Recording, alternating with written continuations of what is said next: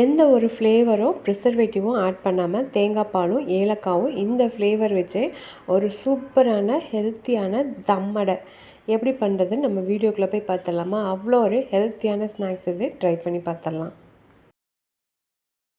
தேங்காய் நல்லா தேங்காயாக வாங்கிக்கோங்க. அதில் தண்ணி இருக்கிற மாதிரி பார்த்துக்கோங்க. ட்ரையான தேங்காய் வாங்கினீங்கன்னா அதில் அந்தளவுக்கு தேங்காய் பால் வராது.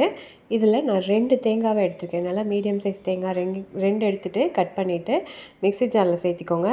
இதை தண்ணி விடாமல் இந்த மாதிரி அரைச்சி எடுத்துக்கணும்.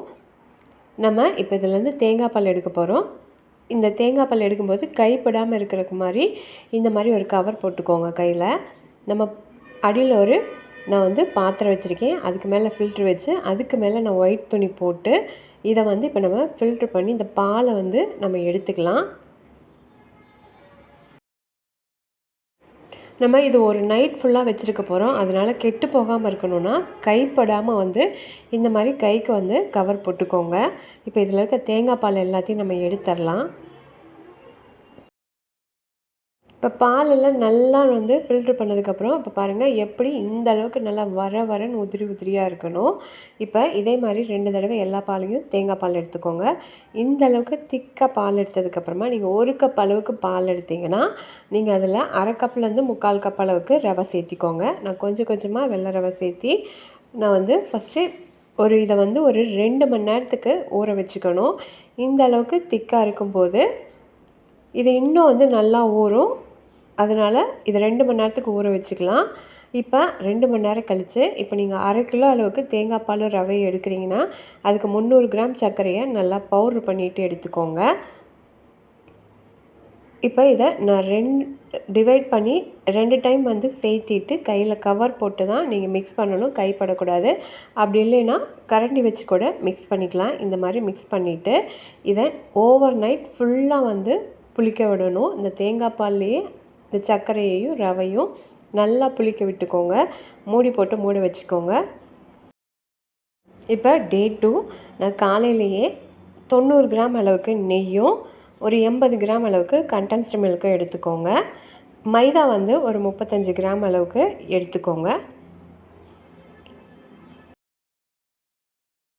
ரவை, தேங்காய் பால், சர்க்கரை நைட்டு ஃபுல்லாக நல்லா புளிச்சதுக்கப்புறமா இந்த மாதிரி தான் இருக்கும்.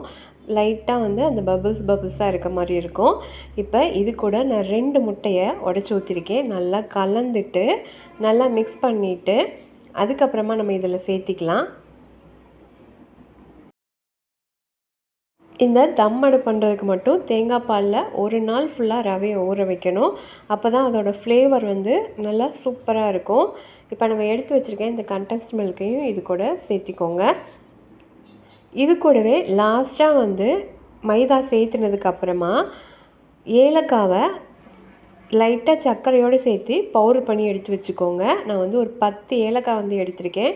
இந்த அளவுக்கு நீங்கள் ரெடி பண்ணும்போது 10 ஏலக்காவாவது நம்ம சேர்த்தணும். நான் சர்க்கரையோடு பவுட்ரு பண்ணி வச்சுருக்கேன். அதை இது கூட லாஸ்ட்டாக இப்போ இது கூட சேர்த்திக்கலாம். இது எல்லாத்தையுமே நல்லா மிக்ஸ் பண்ணிக்கோங்க. நம்ம வெண்ணிலா எசன்ஸ்க்கு பதிலாக நம்ம எதுவுமே அந்த மாதிரி ஆட் பண்ணாமல் ஃப்ளேவருக்கு தேங்காய் பாலோட ஃப்ளேவர் அப்புறமா ஏலக்காய் இதே இந்த தம்மடைக்கு அவ்வளோ ஒரு டேஸ்ட்டு கொடுக்கும். நீங்கள் இந்த பேட்டர் ரெடி பண்ணும்போதே அவனை 180 டிகிரியில் 10 நிமிஷத்துக்கு ப்ரீ ஹீட் பண்ணிக்கோங்க. இப்போ நம்ம ஏற்கனவே இதை ரெடி பண்ணி வச்சாச்சு. இதுக்கு மேலே முந்திரி லைட்டாக நீங்கள் போட்டுக்கோங்க. நெய் லைட்டாக இந்த மாதிரி மேலே ஊற்றிக்கோங்க. அப்போ தான் ட்ரை ஆகாமல் நல்லா சாஃப்டாக வரும்.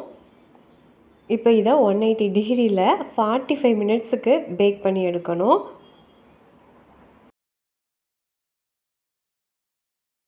சூப்பராக பேக் ஆகிடுச்சு. நல்லா ஆற வச்சுட்டு ஒரு 2 மணி நேரம் ஆற வச்சுருங்க. ஒரு டவல் போட்டு நல்லா ஆற வச்சுருங்க. சூப்பரான தம்மடை ரெடி ஆகிடுச்சு. எந்த சைஸுக்கு வேணுமோ அந்த சைஸுக்கு கட் பண்ணிக்கலாம். நான் ஸ்கொயர் ஷேப்புக்கு சின்னதாக கட் பண்ணி எடுத்துக்கிறேன். இந்த தம்மோட ரெசிபி பார்த்திங்கன்னா எவ்வளோ ஒரு சாஃப்டாக இருக்குது பாருங்கள்.